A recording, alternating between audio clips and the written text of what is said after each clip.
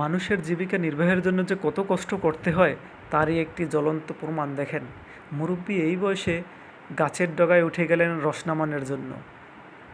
অফিসের কর্মব্যস্ততার ফাঁকে হঠাৎ চোখে পড়ে গেল তার তালের রসের দৃশ্য।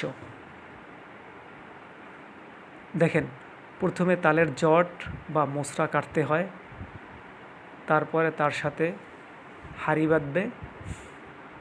এরকম সকালে একবার, বিকেলে একবার, দিনে দুবার তার এই তাল গাছের ডগায় উঠতে হয়।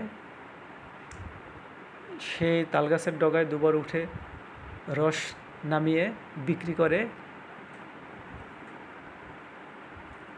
দেখেন, দুপুর 1টা এখন, কি কষ্ট হচ্ছে। তার নাতি এদিকে আমাদের রস ঢেলে দিচ্ছে।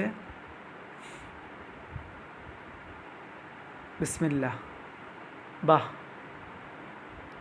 খুব দারুণ, ফাইন। ঠান্ডা হলে একটু ভালো হতো। আপনারাও খাবেন? সেই স্বাদ।